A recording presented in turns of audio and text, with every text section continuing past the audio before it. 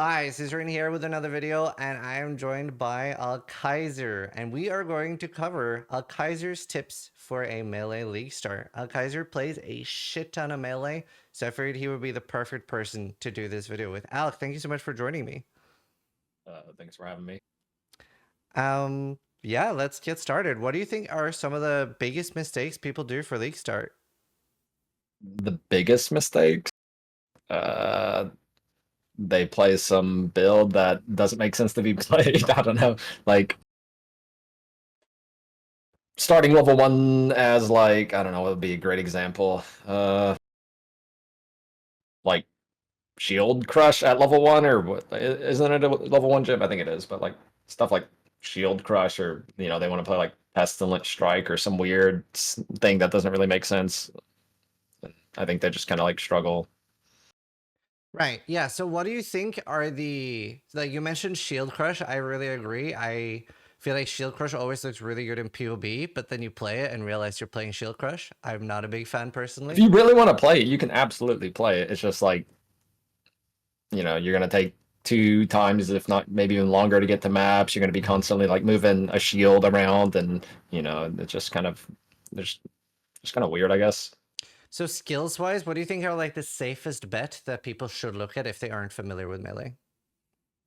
Uh, are we talking like just to level the maps, or like a whole on build like to 90, or like what like Well, a little bit of both. Like what do you think is going to be good at leveling and what do you think is going to be good endgame?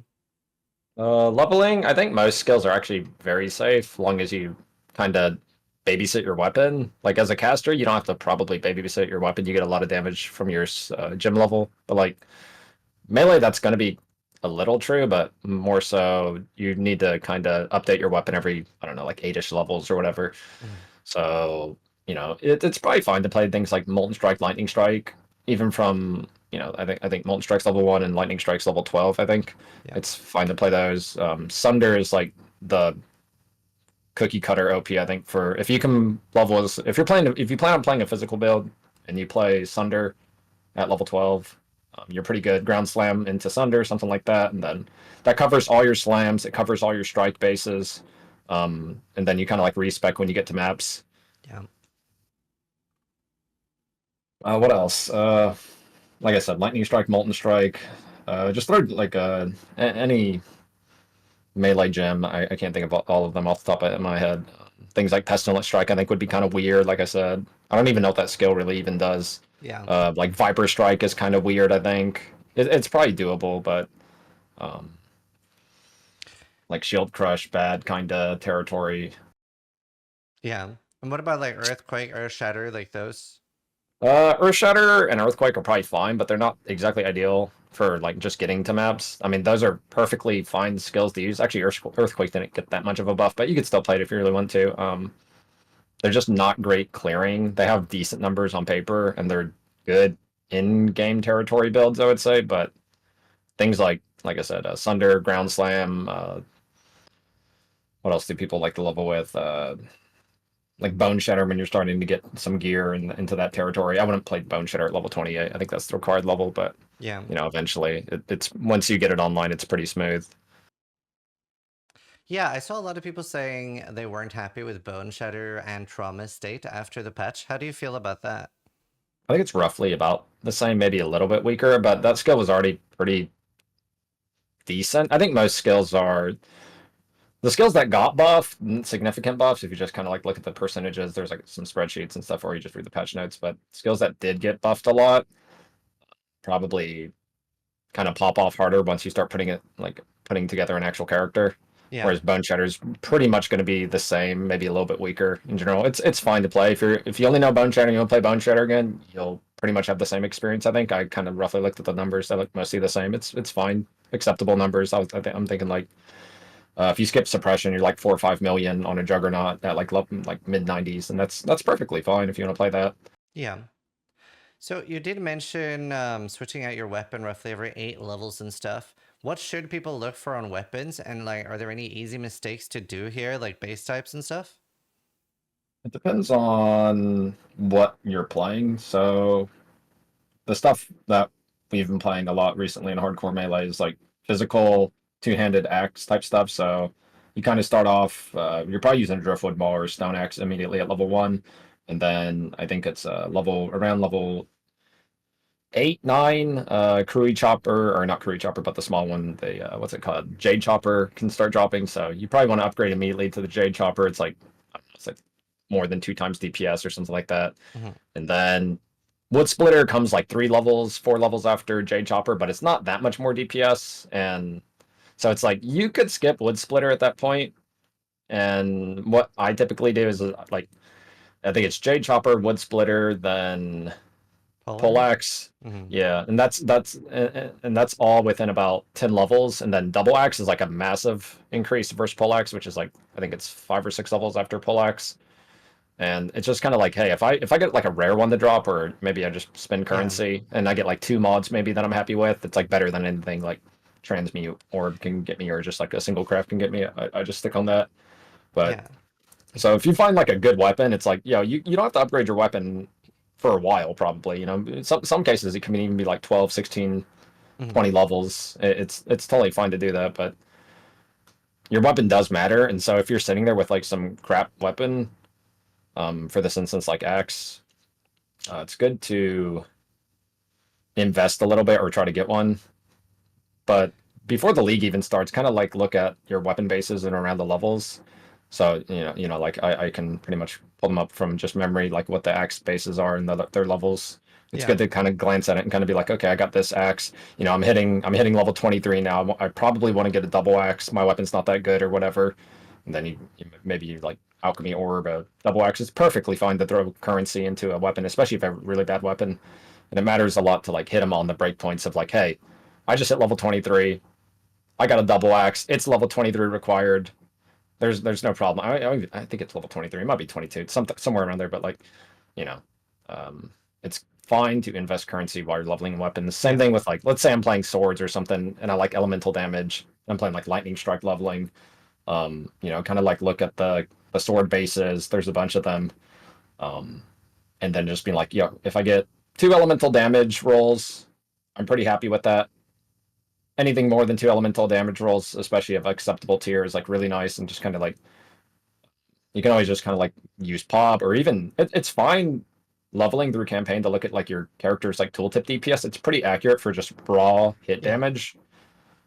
So just kind of like babysit a little bit your weapon upgrading, probably a lot more than you would do on any like caster build or something like that. What about using the rustic sash recipe versus actually using an alch or an essence on your weapon? And just really quick for the people watching, if you don't know what the rustic sash recipe is, it's a blacksmith whetstone, a rustic sash that's either blue or rare. Rare is better, and then a weapon, and it goes up to 64% physical damage. I almost never used the rustic sash recipe like pretty much ever. Um, I kind of YOLO and gamble. I'm like, I'm just gonna use some whetstones. I'm like, it's very common if I have any amount of whetstones, I'm dumping them on that double axe. That's like the first big axe for like those kind of slam builds or whatever.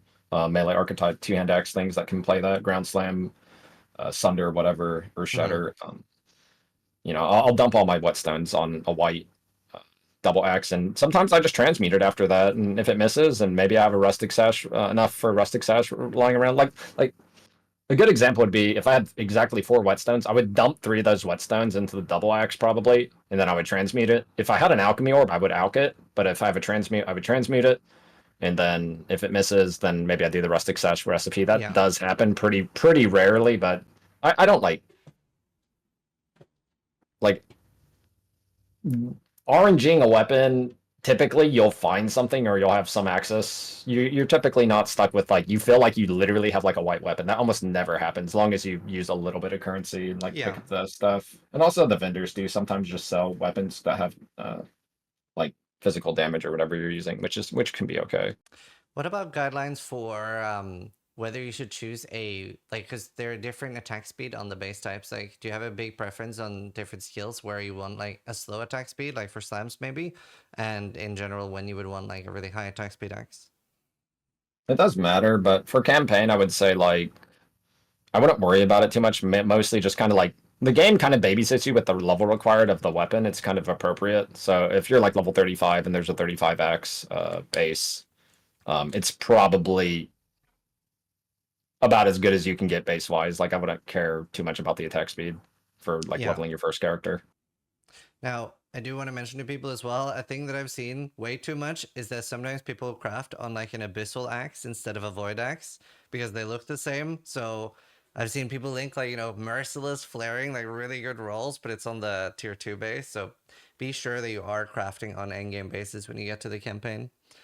Yeah, the level requirement of a weapon will change if it's like affixes are higher. So like if it's, I got a driftwood maul, but it's got like flaring on or something on it, it's gonna be like level 70 required or whatever. Yeah. Using like any database, any wiki, whatever, to frame of reference, or just like make sure you look at the item once it's scoured before you start Yeah. like throwing currency if you're like you really don't know what the bases are. But yeah, that can happen. What about defenses for the upcoming league? I feel like endurance charges are Endurance. very potent. I think some people might get too neglecting on armor. Like you Hmm. can have like 8 endurance charges, but if you're still running around with like 2 or 3,000 armor, like you're gonna take way more damage mapping than if you were just like 25,000 armor. Like it's gonna be Yeah. way different because when you're running around with 25,000 armor and you got a bunch of small mobs hitting you, you're pretty much taking like 10% damage from all those small hits. Whereas, the example of like 2,000 armor and like endurance charges, you're probably taking maybe, you know, instead of 10% of the damage, you might be taking like 25 or 30%. And in this example, that's like triple damage from trash mobs. Yeah. Not you don't want to completely neglect armor. I do think like grace and determination, there's not too much reason to typically run those, but the main takeaway would be I do this from even the very beginning of the game while leveling through the campaign. Don't neglect that body armor. The armor on the body armor matters so much on pretty much every melee build. And then when you start progressing deeper and deeper and deeper in the game, like the armor rolls on the helmet, especially with Corel's mod being gone, Hmm. and then like, maybe even like tier 1 or tier 2 armor prefixes on boots and gloves, they can make a lot of difference. Like it's not a wasted stat, especially like I think Helms can probably get close to 2K armor this league. It might even be 2K plus. The body armor can be like 5, 6K or something this league, and then the gloves and boots Yeah. can also break 1,000. It all adds up, and it's a big difference. On body armors, do you often like not having a life roll at all and taking the life mastery instead, just so you can get a shit ton of That's armor? typically what we do, but I'm not sure if we're doing that anymore. Like with body armors, I think they go up to like 189 with just one pure life prefix. Yep. It's a lot. But yeah. If you have like a big chunky life roll, like that's perfectly fine. Hmm. It might even be just straight up better. Yeah. Yeah, I was POBing SST and I have without determination, I think I had 40 or 60k armor and then I have 90% block. And then 5 endurance charges on top of that. So hopefully they'll be cozy. Yeah, mapping you probably can't even die if you try, unless it's like some weird like degen related thing or something. But I mean, even endurance charges are gonna mitigate elemental Yeah. degens. Yeah. That is so nice. Were you surprised to see Eternal Damnation and Relicash nerfed? I that didn't even really go into my brain. I knew it was a thing and it would be OP and broken, but like I didn't even like care or think about it, like Hmm. problem solving with it. None of my pobs used it. Um, I saw some other specific creators just all their builds literally had Relicash and Eternal Damnation, and I like Yeah. why waste your time?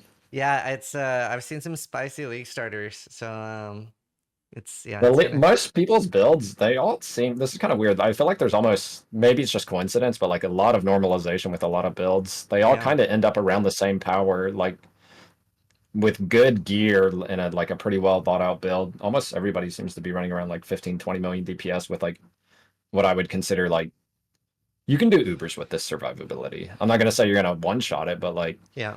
I don't like the build power of like melee. I don't think the ceiling is probably as high on most builds. It's about roughly the same on some.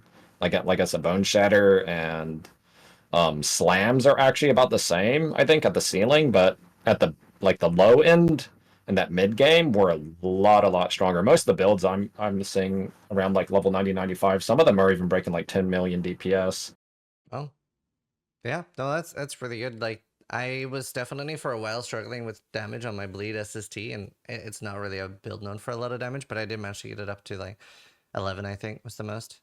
But that is with like a perfect shield and stuff. So we'll see. I want to see the retail gems. They haven't shown them all. Yeah. Yeah, that's going to be interesting. Do you think Retaliate is going to be viable, like that type of playstyle? I think so, but I don't know how good it'll actually be. Like, I think it'll definitely be playable. I don't know if it'll be like good Mm-hmm. OP territory, but it definitely could be. I'm expecting like the Crushing Fist gem to have over 2000% damage effectiveness at level 20. Like it might even Well, be close to like 3000. Like I have no idea because if you look at like Eviscerate and some of these other ones, they're really small hit based yeah. retaliation gems. We haven't seen like a big just chunky hit retaliation, which I'm assuming Crushing Fist is. Yeah, most likely. I know Garatha is planning on potentially even League starting with some Retaliate stuff, so he always does Yeah, it have a looks go. really fun. It looks fun. I like the design. Yeah. What about Blood Magic? I myself have been using quite a lot, and I've seen that in a lot of POBs because Aura's got such a big nerf. Is that something you're looking at?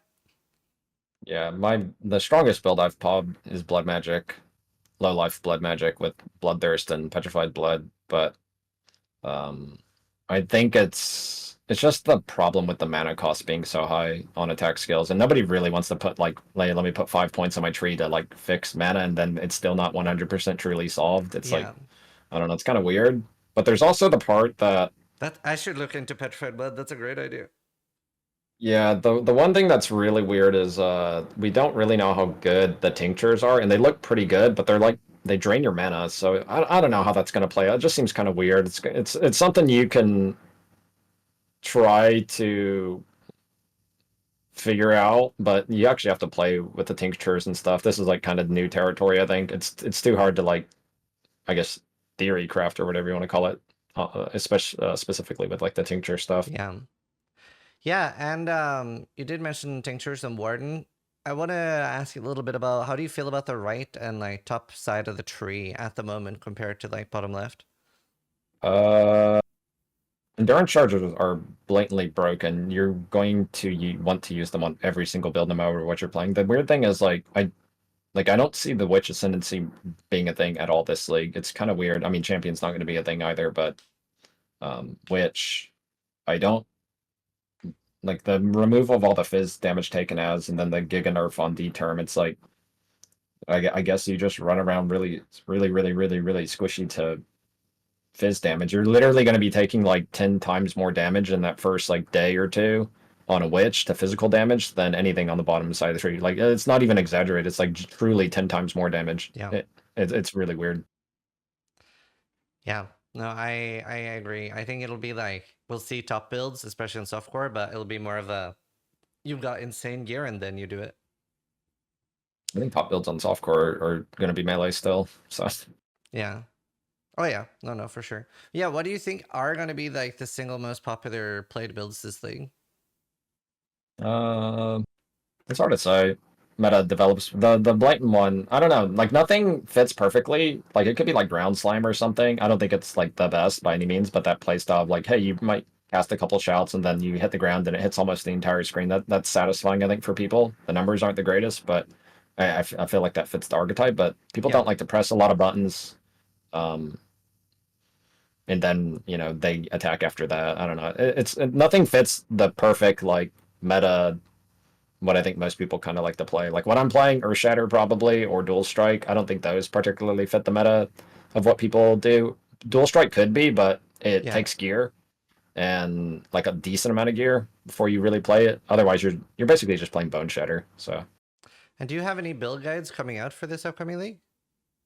uh, I mean, they're kind of rough and loose, but yeah, I've looked at a lot of Earthshatter, a lot of Dual Strike, and I've kind of glanced at other people's stuff. I don't think anybody's really the stuff I've looked at. I glanced at like Steel Mage and like some of Karn and some of Ben stuff, and everybody's pobs look about roughly the same in power with like Mhm. about the same gear level. Like everybody's, it's kind of interesting, but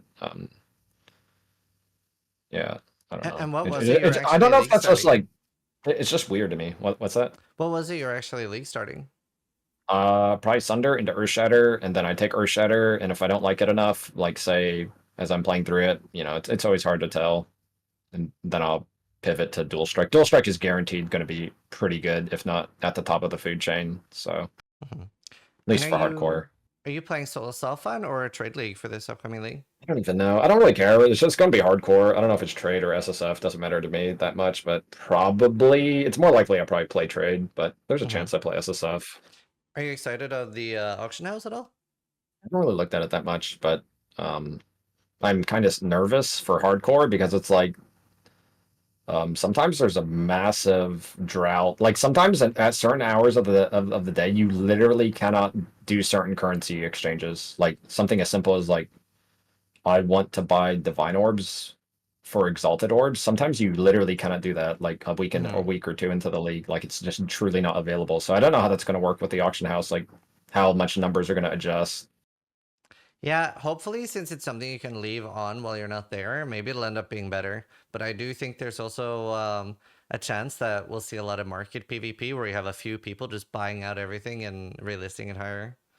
It might work to softcore's benefit overall, but it might not work ideally for hardcore because there just might not be enough players playing hardcore.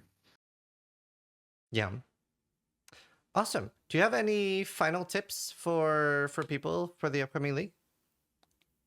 Uh, Crafting a weapon, like I think that matters a lot for melee at all stages. Kind of Mhm. know how to do a little bit of that. You know, some people like I'm gonna get the question asked a million times. Everybody's gonna get the question asked a million times. How do I craft a weapon? And it's like, you know, sometimes you just essence spam it. Sometimes you rog it. Sometimes you YOLO alt regal veiled orb recombinator, which will be in this league. Like, there's not just one absolute answer to Yeah. exactly craft a weapon. There's a bunch of ways, especially for these like mid game weapons, I would say. So Yeah. I would also say remember the crafting bench to add like flat fist or percentage fist if you already have one, as yeah, you did earlier. like when you're leveling and you get like, let's say you alch some weapon or something. Let's say I'm like level 35 or whatever. I alch what's the base there? Jasper Chopper, and I get like fizz percentage and I get attack speed, and I can just craft that last fizz mod, assuming there's a prefix open, or like you know, Hmm. or maybe I didn't hit the attack speed. Now I can craft the attack speed. It helps a lot, and it's fine to use like 6 alts to do this craft, or you know, in some cases, even in like early mapping, it's okay to use like 2 or 4 chaos orbs on like the first day or two Yeah. um, to finish your weapon. Awesome. Well, thank you so Cool. much for joining me and giving tips to everybody. I'm sure people will benefit a lot from this. And yeah, I'm sure you're going to have a lot of people asking you questions. I know you love questions at League Start. So that'll be great. Now, And hopefully, it was useful for people. I have no idea. that is great. So, guys, make sure you tune into Al Kaiser at League Start. You'll be able to see him playing Melee and see how it's done. So, yeah, thank you so much. Thanks, man.